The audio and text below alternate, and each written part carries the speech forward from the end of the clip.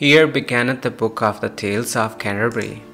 ये वो लाइनें हैं जो जेफरी चौसर ने इस कैंटरबरी टेल्स को शुरू करते हुए कुछ कहीं। नाइट से पहले पहले की जो लाइन्स हैं वो इतना प्यारा पोइट था, उसकी खूबसूरती रिटन में जो पढ़ने वाला है वो इतनी लज्जत में आ जाता था, इमेजिनेशन के तख़य्युलात में घूमने फिरने लग जाता, जैसे वो खुद वहाँ पे हो, पढ़ने वाला वहाँ पे पहुँच जाता था। ये 1 से 42 लाइन्स, ये जो सतूर हैं ये पढ़ूँगा मैं। आपको कुछ भी नहीं करना, सिर्फ ऊपर नज़र रखिए, सुनते जाइए और कोशिश करूँगा कि वर्ड्स को मैं इस तरह पढ़ूँ जो मॉडर्न इंग्लिश में, ना कि मिडल इंग्लिश में। Let's get started. One that April with his shower suit, when April with his shower sweet with fruit, the drought of March hath pierced to the root, means the drought of March has pierced unto the roots, and burst every vein in which such liquor, and burst each vein with liquor that has power, of which virtue engendered is the flower, to generate therein and sire the flower, when Zephyrus eke with his sweet breath, when Zephyr also has with his sweet breath। इसमें आपको घबराने की ज़रूरत नहीं है। ये सबसे आसान काम होता है एमए इंग्लिश का कि एक पोइट्री दी जाती है, आपने उनके हवाले से कुछ लिखना होता है, उसको समराइज़ भी करना होता है। हवाला आपको मैं देने जा रहा हूँ कि हवाला और रेफरेंस आपको कहाँ से मिलता है, आपको इन वर्ड से मिलता है। जैसे ये अप्रैल लिखा हुआ है तो आपके माइंड में आएगा कि अप्रैल और शॉर्स लिखा हुआ है, तो ये ऑफ कोर्स ये अप्रैल शावर की बात हो रही है, तो ये पहली लाइन है। सिमिलरली ड्रॉट लिखा हुआ है, मार्च लिखा हुआ है, आपको यहाँ से भी पता चल सकता है कि ये मगरबी हवाओं को बता रहा है। उसने बताया ज़ेफायरस के तौर पे, यानी ज़ेफायर वो हवाएं जो मगरब से चलती हैं। तो आप इसको आसान इंग्लिश में लिख सकते हैं, आप इसको पैराग्राफ में लिख सकते हैं। Let's get started. वो कहना ये चाहता है जब अप्रैल बारिश करता है तो मार्च की खुनकी ख़त्म हो जाती है, जो खुश्क सर्दियाँ होती हैं। यानी इससे ज़ाहिर होता है कि तब भी सर्दियाँ होती थी और खुश्क भी होती थी और बारिश वाली भी होती थी। सिमिलरली उसने आपको एक ऐसी लज्जत दी है कि जो बारिश जिसका आप इंतज़ार कर रहे थे सर्दियों में, वो इसी तरह होती है जैसे आप मीठा फ्रूट खा रहे होते हैं। और उसने ये भी कहा है कि उस बारिश से किन चीज़ों ने बात किया, नहाया, जिनको पानी का असर हुआ, उसमें पौधों का जिक्र हुआ, फूलों का जिक्र हुआ, यानी जो कॉम्पलें हैं वो फूट पड़ती हैं, एक नई रूह मिलती है उन वेंस में। वेंस होती हैं नब्ज़ जो होती है या नालियाँ जो होती हैं पौधे में, पत्तों में, इवन के ज़मीन की दरारों का भी वो जिक्र कर रहा है कि बंजर ज़मीन जो है वो फिर से एकदम ताज़ा हो गई है। Let's get started to the next lines from 6 to 10। Inspired hath in every halt and heath, hall and heath, ये भी halt and heath, alright, that means jungle, बियाबान। quicken again यानी उसको फिर दोबारा कर दिया, रूट फूंक दी उसमें, ताज़ा दम कर दिया। the tender crops and the young sun। अब ये young sun का क्या मतलब है? of course young sun है। प्रोनाउंसिएशन में आपको प्रोनाउंस करना नहीं बताया जाएगा, ना ही इसका एग्ज़ाम होगा, लेकिन मैं आपके लिए इसलिए कर रहा हूँ ताकि आप इससे शनासाई हासिल करें, वर्ड से आप पहचान हासिल कर लें। ऑलराइट, जब आप लफ्ज़ों से मानूसियत पैदा करते हैं, यानी आपको डिस्टिंक्शन होती है और डिस्टिंग्विश्ड करते हैं वर्ड्स को, तो आपको एग्ज़ाम भी इशू नहीं बनता। Young son mean young son, और मैं कोशिश कर रहा हूँ कि वर्ड्स को असल इंग्लिश में पढ़ूँ जो आज की इंग्लिश है। Hath in the ram his half course yronne, मतलब in to the ram one half his course has run. सूरज ने जो उसका बर्ज हमल का अमल है वो आधा मुकम्मल कर लिया है। And smell false Makan melody, ये लफ्ज़ गौर कीजिए, लफ्ज़ है मेकन, ये होता है मेक, फिर लफ्ज़ है स्लेपन मतलब स्लीप। इसी तरह के और भी वर्ड्स आएंगे जिनके आखिर पे एन लिखा होगा, वो आज के वर्ड में इस तरह से पेश किए जाते हैं। और बेशतर अल्फाज के आखिर वाले दो जो हिज्जे होते हैं, अल्फ़ाबेट्स होते हैं, वो ख़त्म कर दिए गए हैं आज की इंग्लिश में। मैं आपको वो भी साबित करके दिखाऊंगा। Inspired hath in every halt and heath the tender crops and the young sun hath in the ram his half course Huroni, and smell falls making melody. हाँ, ये फॉल इनको परिंदा बोला जाता है, जो फॉल्स होते हैं परिंदे. Alright, that slept all the night with open eye. ये आई लिखा हुआ है जो मिडिल इंग्लिश की थी. कहना ये चाहता है कि एक जंगल बियाबान को एक नई रो बख्श दी. जवान सूरज अब फिर एक उस हाफ एज को पहुंच चुका है जो बुर्ज हमल का होता है, जो ऑलमोस्ट अप्रैल में ही शुरू होता है. एंड स्मॉल फॉल्स यानी स्मैल फॉल मतलब छोटे से परिंदे जो स्मॉल हैं, लिटिल बर्ड्स, फॉल परिंदे को बोलते हैं. मेकन मेलोडी यानी गाते हैं, मेलोडी एक प्यारा नगमा, मेकन गाते हैं. That slepen all the night जो सारी रात सोते हैं. विद ओपन आई एक खुली आंख के साथ. कितनी प्यारी उसने बात बताई. अगर आपके इल्म में हो कि परिंदे एक आंख से सोते हैं तो कितना आपको अच्छा लगेगा. वो परिंदे जो एक आंख से सोते हैं वो गाते हैं जो सर्दी से ठठर रहे थे इतनी ज़्यादा सर्दी में, और जब बारिश हुई मार्च के में अप्रैल में तो वो भी खुश हो गए, उन्होंने नगमे गाने शुरू कर दिए. Inspired hath in every halt and heat, quicken again in every halt and heat, the tender crops and the young sun, the tender shoots and birds and the young sun. Shoots, birds means आपने shoot system पढ़ा है अगर आपने biology पढ़ी हो, और फिर आप अगर बॉटनी के बारे में भी जानते होंगे. ये दरख्तों के हवाले से टर्मिनोलॉजी है, ग्लॉसरी है. Shoots and birds. The young sun जो जवां सूरज है. Hath in ram his half course yronne into the ram one half his course has run, कि उसका आधा कंप्लीट हो चुका है जो चक्कर होता है. ऑलराइट. एंड स्मेल फॉल्स छोटे परिंदे. मेक मेलोडी, मेक मेलोडी, सिंग ये मेलोडी वो गाते हैं, गीत को, नगमों को चहचहाते हैं. That slepen all the night with an open eye जो एक आंख से सोते हैं. Alright, let's get to the next one. So priketh him nature in her courage. So priketh him जो नेचर है वो अर्ज करती है उनको, प्रिक करती है, ज़ौक देती है, एक्साइट करती है. आपको प्रिक करती है यानी एक्साइट करती है, जीलस करती है, with zeal and zest. On to the ramp and rage, किस चीज़ के लिए? आपके माइंड और आपकी सोल की तरफ. Then longen folks to goon on pilgrimage. Longen word and वाले दो वर्ड्स हटा दीजिए, ये जो अल्फ़ाबेट से तो वर्ड बन जाता है लॉन्ग. मैं फिर से आपको बताता चलूँ कि पुरानी इंग्लिश में जब नई इंग्लिश जब अभी बनी है, जो मॉडर्न बनी, मिडिल इंग्लिश के बाद जो एरा आया, वो लास्ट में अल्फाज को ख़त्म कर दिया जाता है. और अब ये लफ्ज़ बना लॉन्ग, तो हमारा दुरुस्त लफ्ज़ लॉन्ग है. पढ़ सकते हैं आप इसको लॉन्ग, और ये दन को आप देन पढ़िए. That's not issue, this nothing to do with that, it's not a big deal. Okay. Then long folk to go on pilgrimage, यानी कि वो ख्वाहिश करते हैं. लॉन्ग का मतलब क्या है? ख्वाहिश करना, चाहना, डिसायर करना. टू गो ऑन पिलग्रिमेज, ज़ियारत की तरफ. एंड फार्मर्स, फार्मर्स, पाम लफ्ज़ आप जानते होंगे, जैतून के जो पत्ते होते हैं वो साथ रखते हैं. उनकी एक वो मिथ में ज़्यादा रहते हैं, वो इसको अमन समझते हैं कि हम किसी जंग के लिए नहीं जा रहे, हम किसी अकीदत के लिए जा रहे हैं, नसराना पेश करने, ताकि रास्ते में कोई लुटेरे हमें लूटे ना, या कोई दुश्मन मुल्क हम पे हमला ना कर दे, क्योंकि हम मुकद्दस काम के लिए जा रहे हैं.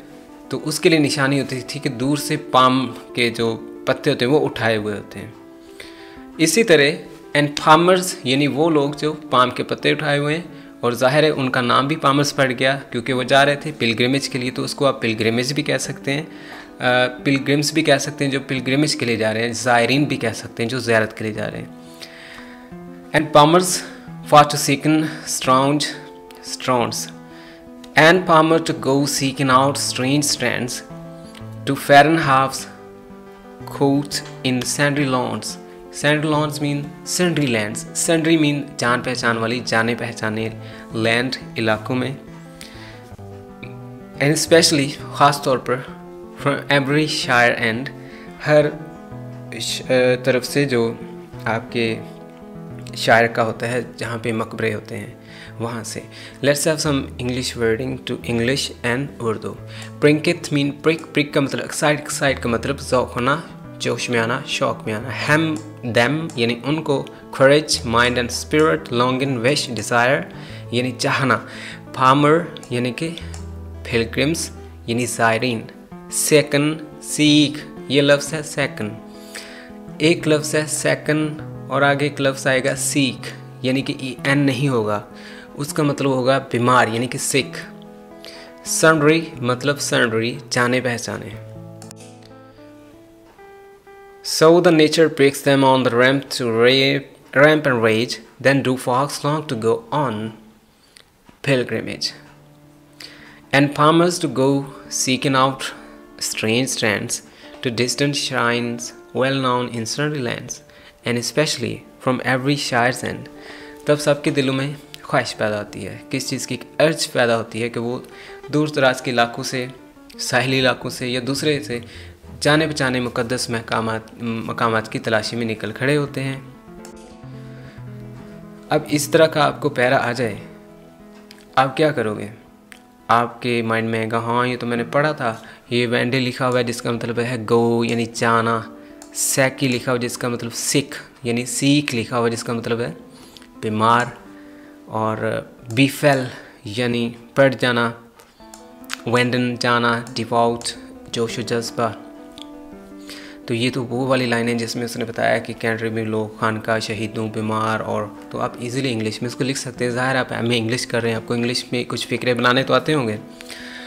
सो I am going to read it. Of England to Canterbury they went, the holy blissful martyr for to seek, all right, that him had holpen when that they were sick. Befell that in that session on a day in Southwark at Tabard, as I lay ready to wend on my pilgrimage to Canterbury with full devout courage. England के हर सिरे से लोग, हर ज़िले से, हर शोबे से ताल्लुक़ रखने वाले लोग कैंटरबरी जाते हैं। ये इस मुक़द्दस मुबारक शहीद की खानका की तलाशी करते हैं, उन मज़ारों की, उन मकबरों की, क्योंकि उन्होंने मन्नत मांगी होती है कि मैं अभी बीमार हूँ और अगर मैं ठीक हो गया तो मैं वहाँ पे आके हाज़िरी दूँगा, सफाई करूँगा, लोगों की मदद करूँगा। अपने अपने वो एक मुक़द्दस कामों की मन्नतें मांगते थे।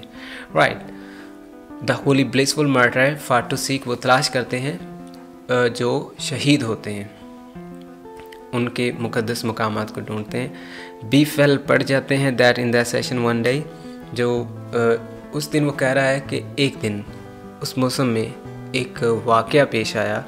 इन Southwark at the टैबर्ड as I ले, जब मैं ताबर्ड के सराय में ठहरा हुआ था। रेडी टू वेंडन का सीधा मतलब है कि जाने के लिए। आपको पता है वेंडन का मतलब होता है जाना, ये ओल्ड इंग्लिश है। वेंडन जब मैं रेडी था जाने के लिए, और मैं पिलग्रिमेज अपने ज़ियारत पे टू कैंटरबरी में with full devote and courage, पूरे बहार नाल, पूरे जोश जज्बे नाल, पूरे तरीके से मैं तैयार था। I was ready to wenden. अब ये रेडी टू वेंडन आ जाए तो आप तो बड़े खुश हो जाएंगे कि लिखा हुआ था कि तैयार था वो ऑन पिलग्रिमेज। तो शायर खुद कह रहा है कि मैं वहाँ पे तैयार था जाने को। तो एक वहाँ पे एक वाक़या पेश आया जब मैं कैंटरबरी जाने को वेंडन था। आई वॉज रेडी टू वेंडन, जाने को ही था। Line number 23 to 34। At night was come into that hostel well 9 and 20 in a company। well 9 and 2, अब बताइए well तो इसका मतलब होता है अच्छा, well जैसे कि well पूरा टोटली। तो well 9 and 29 का मतलब है पूरे 2 और 9 29, यानी कि 29 लोग थे, पूरे 29 साथी थे। वो कंपनी में आए हुए थे, जो एक ग्रुप था, इज्तिमा था लोगों का, वो चला आया उस हॉस्टल में। At night was come in to that hostel, inn में, हॉस्टल बोलते हैं इन को, इन का मतलब होता है सराय जहाँ मेहमान ठहरते हैं रास्ते में। ऑफ सन्ड्री फॉक बाय एवेंचर, ये fail in fellowship and pilgrims were they all that toward Canterbury Walden ride, the chambers and the stables were wide। chambers का मतलब होता है कमरे, स्टेबल का तो आपको पता है, स्टेबल को ही बोलते हैं। वाइड का मतलब होता है खुले। पुरानी इंग्लिश में आई के बजाय वाई का इस्तेमाल होता था। And well we weren eased at a best, यानी at best, and surely when the sun was to rest, so hardy यानी मुश्किल से I spoken with them, Abercorn में सबसे तकरीबन मेरी सबसे बातचीत हो चुके थे, that I was of her fellowship anon and made forward early for to rise. Made forward का मतलब होता है मेरी उनसे बातचीत हुई अगले लम्हे के लिए जो हमने डिसाइड करना था. I was to decide, I promised, मैंने उनसे वादा किया. ये शुक्र है उसने सेकंड फॉर्म जो आज के दौर की वही लिखी है, और ये स्पोकन उसने थर्ड फॉर्म डायरेक्टली इस्तेमाल कर दिया, हैव का इस्तेमाल किए बगैर. लेकिन फिर भी आप समझ आए कि ये सेकंड फॉर्म है. स्पोकन, स्लिपन और मेकन, यानी मेकन से मेक आज की वर्ब बनती है, स्पीक, स्पोकन से स्पीक बनती है, और मेकन से मेक या मेड. ऑलराइट, और यहाँ पे उसने लिखा है एंड मेड फॉरवर्ड. यहाँ पे वो ये भी लिख सकता था and maken forward. Alright, Makan जैसे टेक टू टेकन है, इसी तरह मेक मुक मेकन होते थे. So and maken forward early for to rise, यानी जल्दी उठने का हमने वादा किया. To take our way there as I you devise, यानी जो मैं आपको बयान करना चाहता हूँ, जो मैं आपको डिवाइस बताना चाहता हूँ, बयान करना चाहता हूँ. To take our way,